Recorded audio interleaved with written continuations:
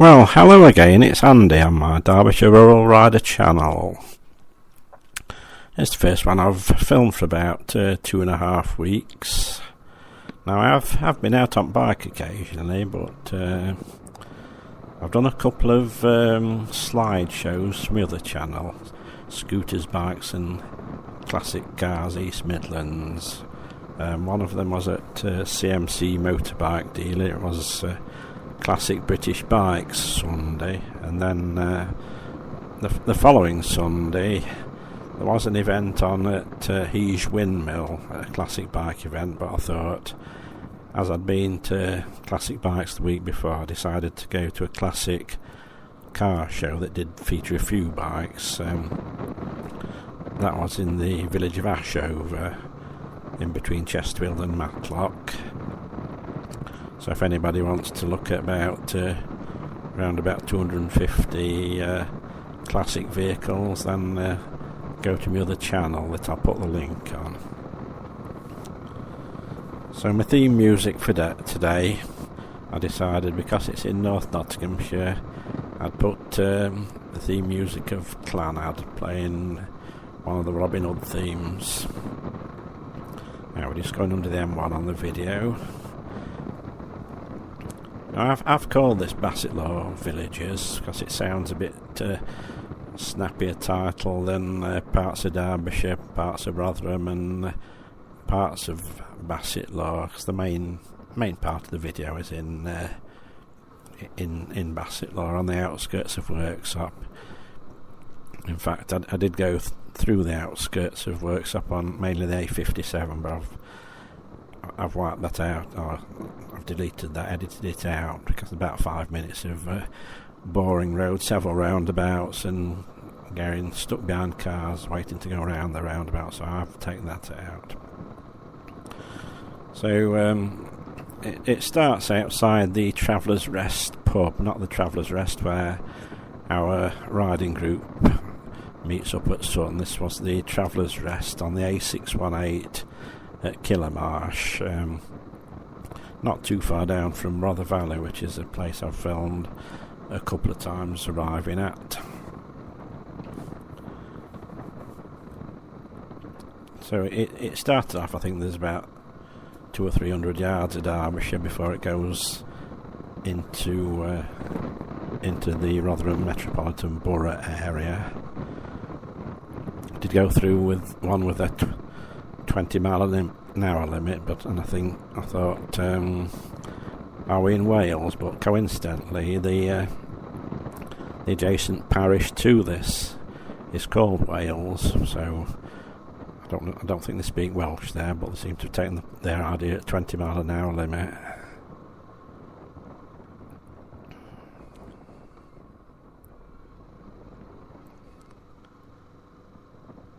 So we're in Harthill now, which is still part of South Yorkshire. It's quite a pleasant little village.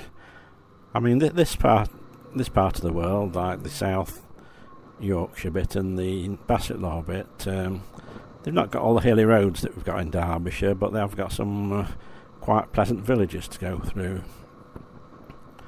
One of the things that inspired me is there's a YouTube site called The Village Idiot, and he's trying to visit every civic parish in the whole country and do a bit of filming and saying stuff about the villages. And I think he comes from Yorkshire, so he started with the local ones and done most of Derbyshire. And it is quite an interesting channel to have a look on YouTube.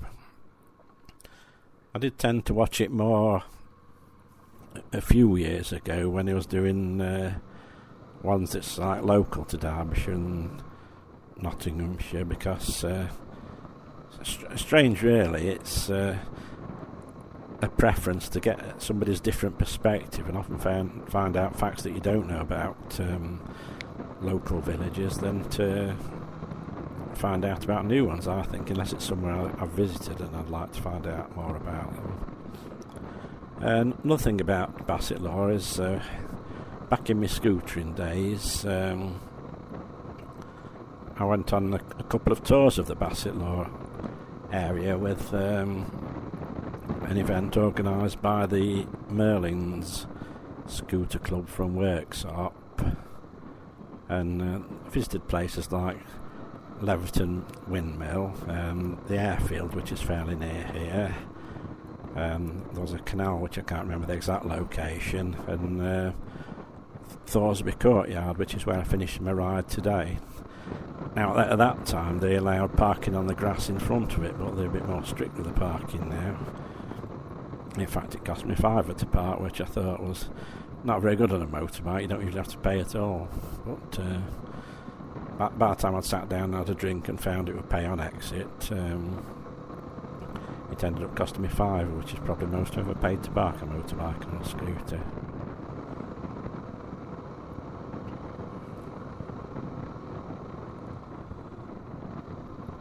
So another place I'm passing through is Clumber Park.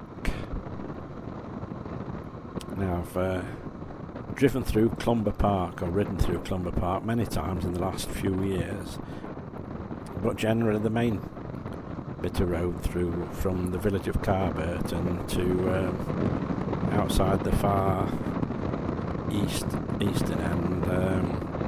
Can't remember what the road number is there, but it's a nice snack bar there called Friar Tuck's. It's just a little cabin, but they always do a good breakfast and it's good value, so I recommend that one for anybody who's riding that way. So this one I'm going in from the northern entrance, which I don't think I've ever been in through the northern entrance, or not for many years. It's probably only a couple of miles up the road, and I tried to set the waypoints on for my Beeline. I think I set them on Google and probably transferred them to Beeline, and I also tried direct from Beeline, and even though I put waypoints in quite a long way down the drive, it was telling me to turn around and go back to go out. And then having driven it, I realised it's because it's a 20 mile an hour limit through part of it, and it obviously thinks it takes longer to do a mile in a 20 mile limit than 2 miles in a 60 mile or 50 mile limit. So it's worked it out in its little head that it's going to be quicker to go through double back and go out the same exit as I went in, but I ignored that and followed it back down and went out to the lower entrance, which is the entrance I've used before. So it's probably getting on for 10 years that I've had a visit there by car. Coincidentally, I was intending doing this ride about 3 or 4 days ago, and it came up on my Facebook memories. Some of the pictures I took exactly 10 years ago to the day.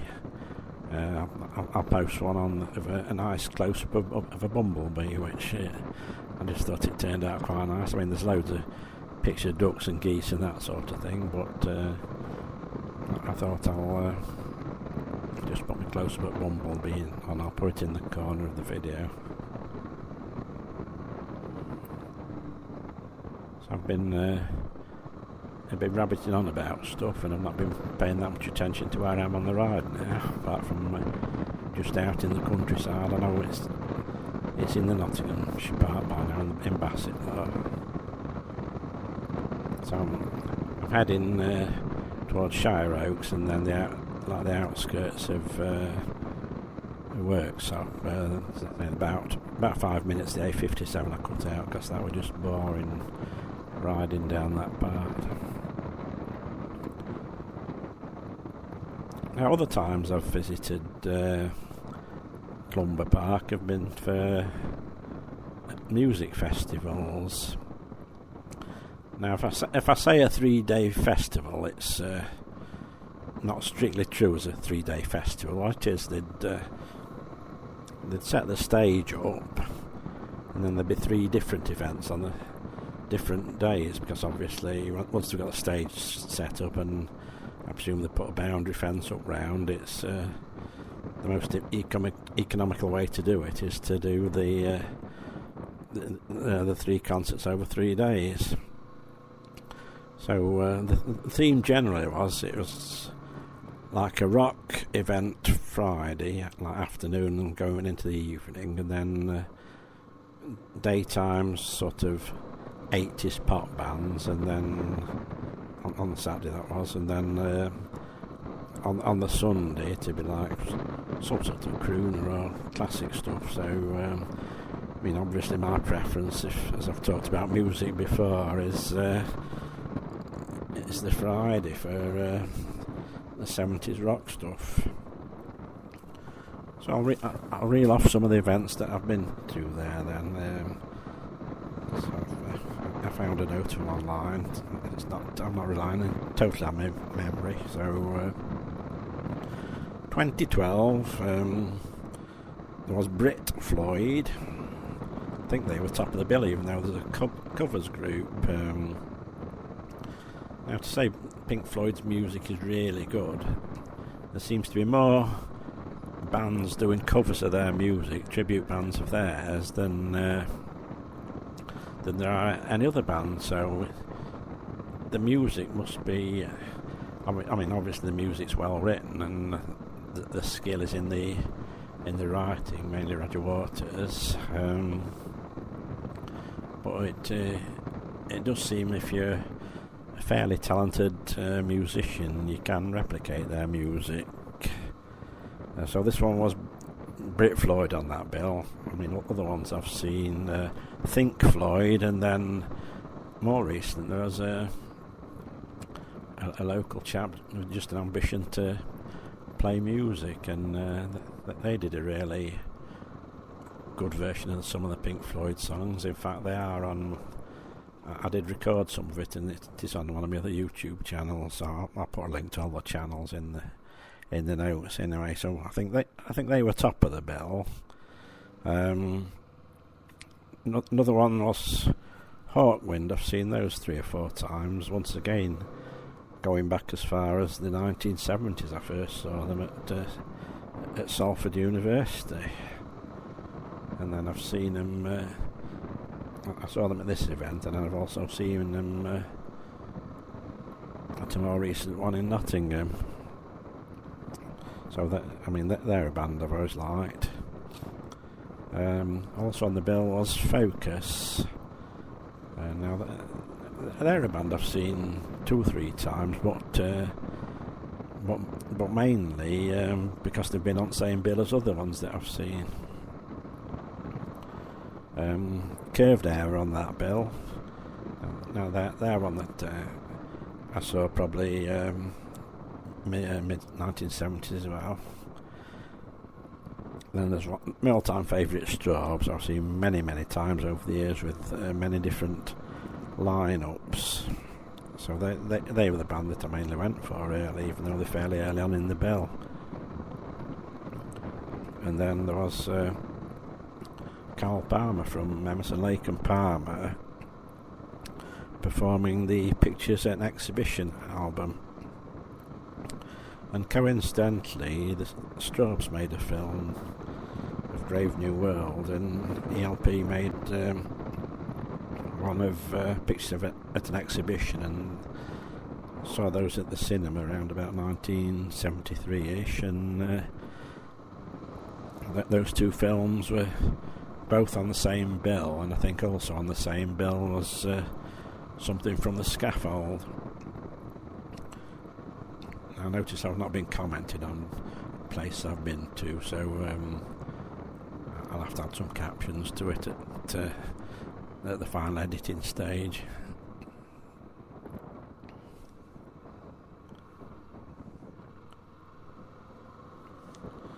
So that was the 2012 lineup. In 2013 there's Asia, Caravan, both quite proggy, Snake Charm, that I can't remember much about at all, but looking up information on them, there's a couple, at least 2 bands called Snake Charm, so I'd have to work out which one it was. So ones that weren't too memorable, and Michael Chapman, he was good, but we arrived a bit late and only saw towards the end of his set. Then in 2014, top of the bill was Status Quo. Now they were a band that I used to buy all the albums in the 1970s. I quite into them, and then they seemed to go off the boil a bit in the 80s. And just changing the subject, I've just got to the where I get into built-up areas. So I've put a couple of maps on of the bit before the editing out and the bit after. I thought it's the easiest way to show where it is. So on the video now, I'm heading down the road that leads to turn off into Clumber Park. So going back, I saw Status Quo. It's one on my bucket list really, as I never saw him in my younger days. Now it was a time when Rick Parfitt had taken ill. I think they'd cancelled one of the concerts, and they did that one, and they got I think he was the son of one of the people playing in the band that played the guitar in Rick Parfitt's place, so that did go ahead. Then of course sadly he died not long after. I can't remember what day, but I don't think he ever recovered enough to go back and perform with the band. So on the bill with them there's a band called Babajack, I've not really heard of. And also on the bill was Toseland. Now if anybody can have a career like James Toseland, who was he was a top motorbike racer, and then he retired from that, and he became lead singer of the band. So you can't beat that for a career, can you? Probably not massive money. I don't know how successful he was at motorbike racing, but to spend your life racing motorbikes and then performing music, it's like turning your hobby into a job really, and just doing what you enjoy. I bet a lot of us wish we could do that. So I'm heading down into Clumber Park now. This is the entrance that I'm not familiar with at all. I think going back to my childhood when I first went to Clumber Park, I know my parents had some friends that lived at Worksop, and as far as I can remember, if we went to visit them, we'd often go into Clumber Park. There's only actually 3 official vehicle entrances to the Clumber Park now, but looking around it, because I've driven past on the northern side of it, and it does look like there's some gates that were once in use but are no longer. I don't know if they're just used for like work traffic going in, like people who actually work there, like ground staff and that sort of thing. So I'm taking it nice and steady on this bit because there are pedestrians about.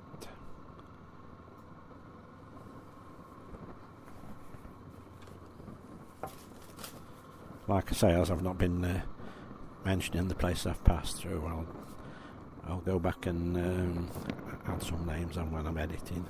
That's going to be the best bit.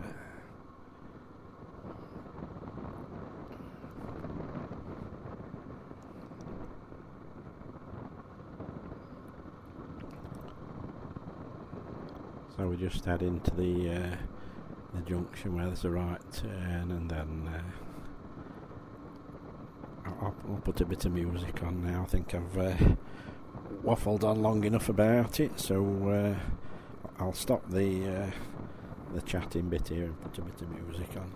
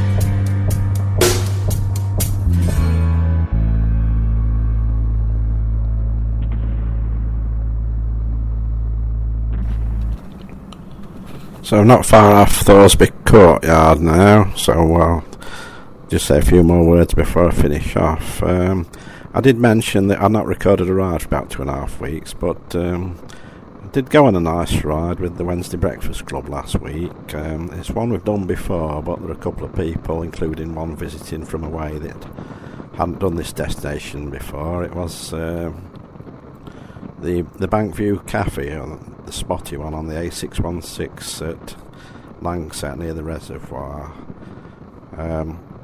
Previously we went via a route round the outskirts of Sheffield, but this time we went to Peak District route. So setting off from Sutton in Ashfield, we went towards Tibshelf, Ashover, Roseley, Chatsworth, Carver and Bamford, and I led the ride on that one, and there were 7 of us this time, so it was quite magnificent. And then one of the riders took over on the last bit following the sat-nav, going from Ladybower Reservoir up to the A616, and it went like a anti-clockwise route at the back, and then we carried on round, came back a slightly different way past the reservoirs. Also on with today's ride, I mean, I'm adding the narration afterwards. I called it MK Motorcycles in Shirebrook, which is where I bought my first scooter, and I've always got on with them well, and they did a good job of servicing in all the bits and alterations I want to do, so I had a bit of a chat with them while I was there, and they've now become a dealer for Blue Rock as well as Lex Moto. And I'm quite interested. They got one in called the Heritage, which is very similar to Honda Dax, but with a conventional gear change instead of the clutchless gear change, which I prefer anyway. And they also do one called an X Bongo, which is based on a monkey bike. They didn't actually have one in stock to have a look at, but if ever decide to have a second bike, something little, I'd be interested in something like that without paying the full price for the Honda. And we did also discuss the fact that a lot of the big dealers seem to be shutting down, but they're just a little shop with quite a good range of stock though, and they've been going for years really. I wasn't quite sure if the original owner was still going to be there, Malk, and his assistant Mick, but they're both the same ones there. It's 2021 when I sold my Lex Moto scooter back to them, and they did give me a better price than I got offered for trading in to buy the ADV 350, so they were pretty good to me there. So it was quite nice to have a visit there. So anyway, back to the video, and just approaching the car park, which turned out to be a bit of a disaster because the massive queue for a pay machine because one wasn't working, and then like I said before, I didn't realise until afterwards that it was going to be full day parking to pay for, just for calling for a quick drink and a sausage roll. So that peeved me a bit, but also the fact that, I mean, the courtyard is lovely, but some of the shops weren't open. But never mind, it was a good day out, a good ride, and I enjoyed it. And it's in the upper 20s in temperature, so it was a matter of lock my jacket away and chain the helmet up and have a wander down in shirt sleeves, and here's a few pictures at the end of the courtyard itself, and then the usual ending of the map of the route. And I'll put a bit of a map on part way, but I always like to put the moving map on at the end. So until the next time then, thanks for watching, goodbye.